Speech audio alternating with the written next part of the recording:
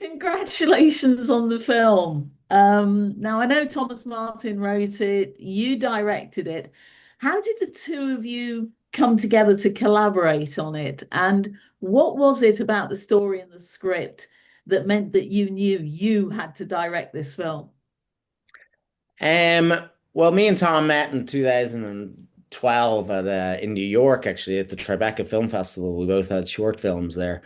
And then it turned out that we lived quite close to each other in Dublin, just like, maybe 50 meters away from each other. And we met up regularly enough and we planned on collaborating on something, but it just took a long time because I was busy doing stuff and he was busy doing stuff. And then Tom sent me an outline for a project that he wanted to write called The Surfer. And I read it and I thought, yeah, this could be really interesting. And we both have similar taste in films, and we thought this could be reminiscent of, a new wave Australian film that would have been made in the 70s or something. Um, which aren't really being made anymore. So we kind of wanted to like do something that felt like a sort of hidden gem from that period, but also a little bit like The Swimmer with Burt Lancaster, the Fred Perry movie, which is also a very unusual kind of story about a man at a certain age in his life that kind of goes through this crisis. So um, I think what attracted me to it was trying to make a film about that would be very subjective, like from this character's subjective experience, and never cutting away to any objective kind of truth, that you just understand everything as he understands it, which is a challenge, but also a kind of interesting manifesto to approach something, to approach a project, because it creates all sorts of interesting opportunities in terms of how you make the film.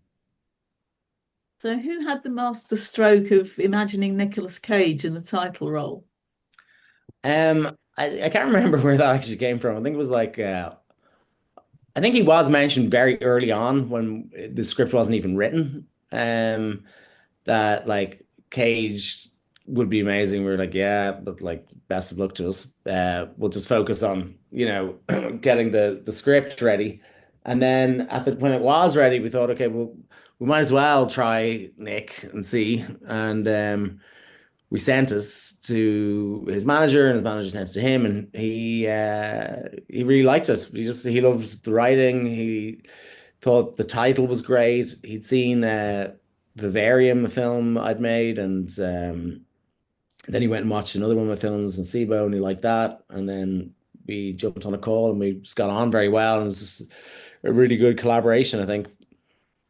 So, was there never a second choice, a sort of fallback plan? Of course, I mean, realistically, you have to have like when you're financing a film, you have to have like a list of actors. But we just got lucky that we didn't have to kind of crunch through them all. Yeah, thank goodness. Yeah. You've had the privilege of directing him, which obviously, not everybody else gets that. I wondered what, in your view, makes him the, if you like, the living legend that he is. I think he is like an encyclopedia of cinema. He really loves cinema, lives, breathes it. So that's one thing. So he's understands what you're trying to do when you're making a film. He's more than a lot of other actors. Um, because he actually watches lots of films, and reads a lot. So, secondly, he's incredibly prepared. Like he reads the script backwards, forwards, and he never needs to look at the script when you're making a film with him. So all of that's out of the way.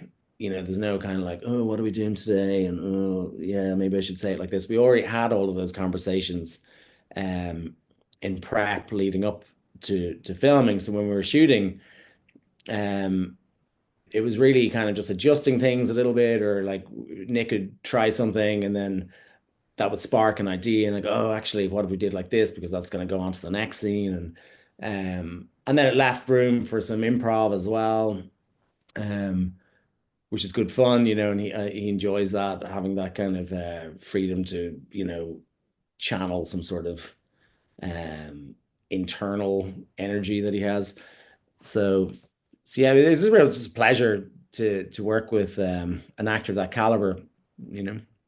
Yeah, I mean, when you mentioned improv, it actually made me wonder how much directing do you actually need to do? Because it almost sounds like he makes it quite easy for you.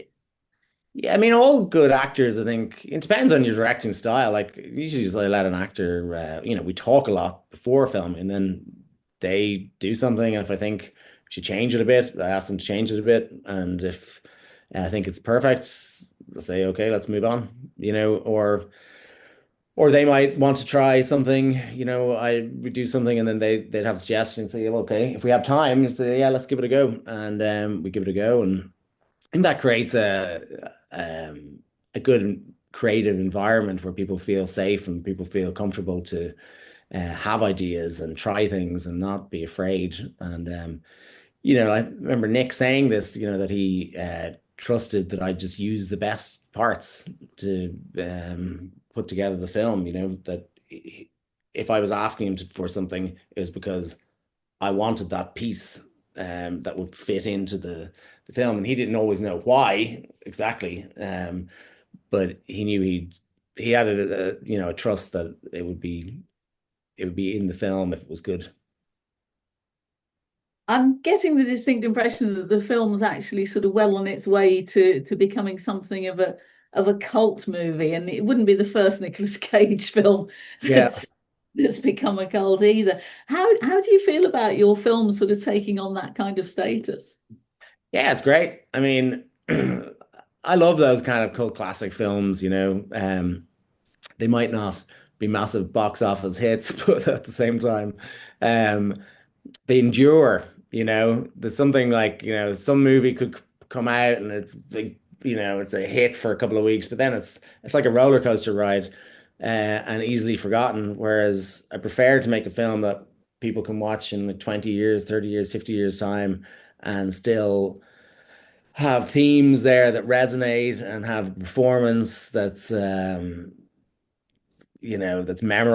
and it's a very unique and unusual and original film, which there aren't that many of these days.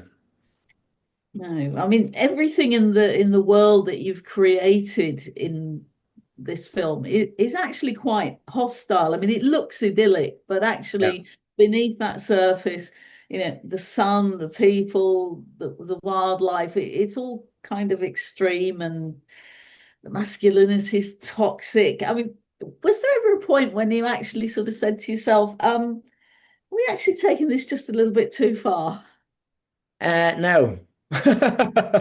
I mean, there's escalation is required in a film like this, and it needs to escalate and escalate and escalate because we also need the character to get to a point where he actually snaps. Um, so you kind of have to ratchet that up for it to be believable and for there to be a catharsis in when he confronts the pit bull down on the beach. He rips out that locals only sign. Like, Yeah. so we had to like ratchet up things. And even when I was working with Tom on the script, we were talking about the various things that would have to go up and up and up. That there's no point in having something really big here and then something smaller here. It had to pile on and pile on and pile on for it to be intense.